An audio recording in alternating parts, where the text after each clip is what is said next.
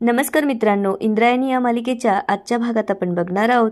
विंचे सरकार मोठ्या बाईंना सासूबाई सासूबाई असा आवाज देत येतात आणि विचारू लागतात, आहेत का घरात? त्यावर मोठ्या बाई म्हणतात, हो आहेत ना, मी या घराची मालकीण आहे, घर सोडून दुसरीकडे कुठे असणार आहे? त्यावर विंचे सरकार म्हणतात, आपलं अनुमोदन आहे या गोष्टीला. त्यावर मोठ्या बाई म्हणतात, तुमच्या अनुमोदनाची काही गरज नाही, काय काम आहे ते बोला. त्यावर विंचे सरकार बोलू लागतात, दोन महत्त्वाच्या गोष्टी. त्यावर मोठ्या बाई म्हणतात, अहो फालतूचं बोलू नका, काय महत्त्वाचं आहे ते सांगा.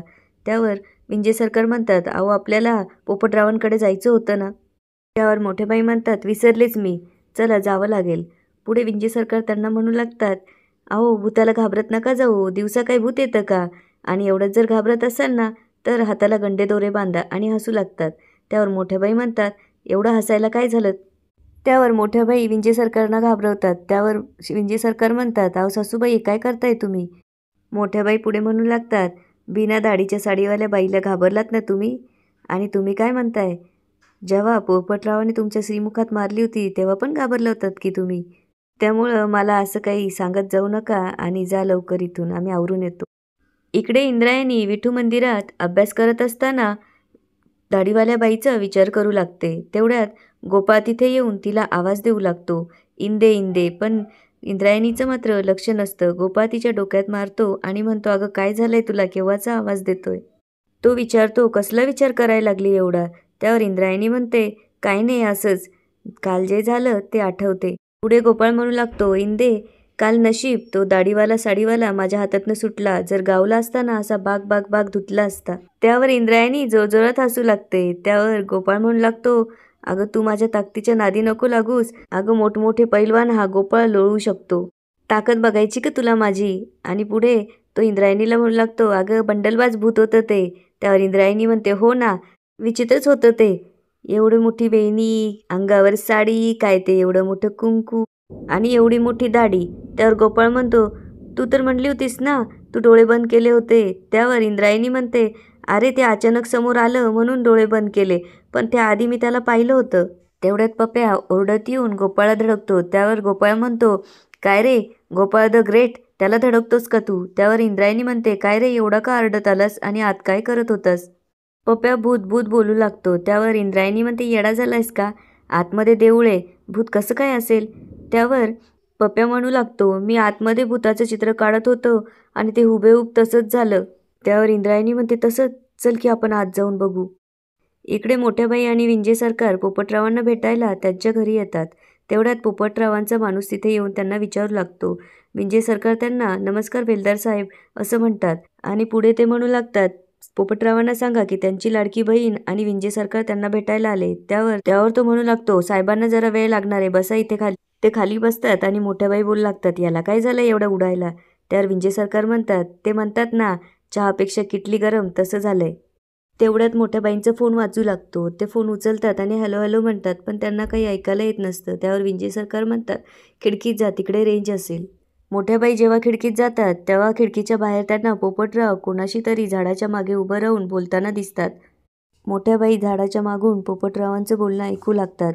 तो माणूस पोपटरावांना म्हणत असतो, तुम्ही काही काळजीच करू नका. त्यावर पोपटराव म्हणतात, आम्ही काही सहजासहजी कोणाला सोडणार नाहीये. तेवढ्यात त्यांना झाडाच्या फांदीचा आवाज येऊ लागतो. पोपटराव मागे वळून बघतात. त्यांच्या लक्षात येतं की आपलं बोलणं कोणीतरी चोरून ऐकतंय.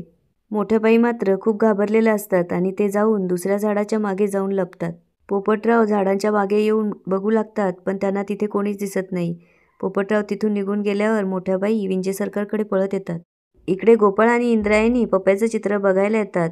त्यावर इंद्रायणी गोपाळाला विचारू लागते, गोपाळ हा आपल्या गावाचा तर वाटत नाही ना? त्यावर गोपाळ म्हणू लागतो, आपल्या गावातलं प्रत्येक दाढीवाला माणूस मी ओळखतो, पण या भुरट्याला मी मात्र कुठं बघितलं नाहीये. त्यावर गोपाळ पप्याला विचारू लागतो, पप्या तू ज्याला बघितलं तो हाच होता? अरे गोपाळ, 1000 लाख कोटी टक्के सांगतो, हा तोच होता. एक वेळेस हा पप्या भूक विसरेल, पण या माणसाचा चेहरा आयुष्यात विसरू शकणार. पुढे गोपाळ म्हणू लागतो, या चिंगूळ तोंडीमुळे झालंय सगळं. तू जरा लवकर आढळली असती ना तर मी तिकडे त्याला येऊन दान दान दान हाणला असता. तेवढ्यात अंताजी तिथे विठू मंदिरात दर्शनासाठी येत. गोपाळचा आवाज ऐकून ते मध्ये जातात आणि म्हणू लागतात, ए गोपाळ शेठ, गाडी लेट, गाडीचा नंबर 88, काय चाललंय तुमचं इथं? त्यावर अंताजी विचारू लागतात, काय विषय काय चालू आहे? त्यावर गोपाळ पप्प्याने काढलेलं चित्र दाखवतो आणि म्हणू लागतो याचा विषय क्लोज करायचा आहे. गोपाळ विचारू लागतो, काका तू याला आपल्या विठूच्या वाडीत आधी बघितलंय का किंवा अड्ड्यावर? अंताजी तो फोटो हातात घेऊन बघू लागतात. त्यावर गोपाळ म्हणतो, काका तू याला कधी कुठे बघितलंय का रे? तू ओळखतोस का याला? त्यावर अंताजी म्हणतात, याला? अरे हा तडीपार गुंड आहे. त्यावर पप्प्या विचारू लागतो, कुठं पाहिलंय? त्यावर अंताजी रागवून म्हणतात, तो काय माझा वर्गमित्र आहे वय?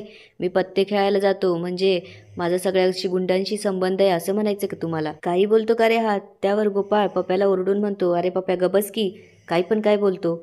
आणि अंताजीला म्हणू लागतो, ओरडलंय मी त्याला, जाऊ द्या चुकलं असेल त्याचं. पुढे गोपाळ विचारू लागतो, काका तुला याचं नाव माहिती आहे का? त्यावर अंताजी म्हणू लागतात, याचं नाव मांजा आहे, डेंजर आहे. त्यावर गोपाळ म्हणतो, मांजा? पतंगाचा मांजा? त्यावर अंताजी म्हणतात, वय मांजा जसा पतंग कापतो तसा हा लोकांचे गळे कापतो. पुढे गोपाळ म्हणतो, मग आता कुठे सापडाल ह्यो? त्यावर अंताजी म्हणतात, काय रे तुम्ही तिघं मगासपासून याची एवढी चौकशी करताय, काय काम काय आहे तुमचं? त्यावर इंदू म्हणू लागते, अंताजी काका जे पप्प्यानी साडीवाला दाढीवाला भूत बघितलं होतं ना, तो माणूस हाच होता, सेम टू सेम हाच. त्यावर अंताजी म्हणतात, मग काय तुम्ही शोधायला जाणार आहे याला? पुढे ते म्हणतात, या पप्प्याने चित्र काढलं आणि ते तुम्ही ओळखलं इथपर्यंतच बास झालं. आता तुम्ही तुमचा अभ्यास करा, नसले उद्योग करू नका. इकडे मोठ्या बाई विंजय सरकारकडे येतात आणि त्यांना चला म्हणू लागतात. त्यावर बेलदार विचारतो, काय झालं? तुम्ही तर आत्ताच आलात, का चालल्यात? त्यावर मोठ्या बाई म्हणू लागतात, मला फोन आलाय, माझा तो अध्यक्षच आजारी झालाय. त्यावर विंजय सरकार म्हणतात, कधी आजारी झाला? त्यावर मोठ्या बाई म्हणतात, तुम्हाला नाही माहिती, चला लवकर. आणि ते तिथून निघून जातात. त्यावर पोपटरावांचा माणूस म्हणतो, या मोठ्या बाईंचं काही समजत नाही, आत्ताच आल्या आणि लगेच इकडे निगोस्कर महाराज व्यंकट महाराजांच्या घरी येऊन व्यंकट महाराजांना आवाज देतात आणि रामकृष्ण हरी बोलू लागतात. त्यांना बघून व्यंकट महाराजांना खूप आनंद होतो आणि ते पण रामकृष्ण हरी म्हणून त्यांना यायला सांगतात. व्यंकू महाराज, अहो भाग्य आमचं असं म्हणून त्यांच्या पाया पडतात. त्यावर निगोस्कर महाराज म्हणतात, अहो व्यंकू महाराज, आम्ही फक्त वयाने मोठे, तुमच्या कीर्तनाची गोडी आमच्यापेक्षा काखणभर सरसच. त्यावर व्यंकू महाराज म्हणतात, अहो काय म्हणताय महाराज, ही सगळी विठुरायाची आणि बाबांची कृपा. आणि त्यांना बसायला सांगतात. शकुंतला म्हणतात, शकुंतला महाराजांसाठी चहा आण. तेव्हा शकुंतला विचारते, बरं महाराज काय घेणार? त्यावर निगोस्कर महाराज म्हणतात, नुसता चहाच नको, नाश्ता पण बरोबर बांधून द्या, आम्हाला लगेच निघायचंय. व्यंकू महाराज म्हणतात, अहो काय महाराज, आत्ता आलाय आणि लगेच निघायच्या गोष्टी करतायत, काही गडबडीत आहात का? त्यावर निगोस्कर महाराज म्हणतात, हो निमगावला लहान मुलांच्या अनाथाश्रमात मोठा कार्यक्रम ठेवला आहे, तिकडेच जायला निघालोय. त्यावर व्यंकू महाराज म्हणतात, हो ऐकलं आहे. पुढे निगोस्कर महाराज म्हणतात, पण मध्येच बातमी कळाली, तासगाव गोमराईच्या नदीवरचं पात्र फुटलं, गावात पाणी शिरलंय, तिथल्या लोकांना मदतीची गरज आहे, पण मला इथला कार्यक्रम सोडून तिथे जाता येणार नाही. ते बोलू लागतात, तिथं माझ्याऐवजी मला एक धीरोदत्त कार्यकर्त्याची गरज आहे आणि मला तुमचं नाव आठवलं म्हणून मी तुमच्याकडे आलोय, तुम्ही माझ्याबरोबर चला, सगळी परिस्थिती तुम्ही तिथली सांभाळून घ्या.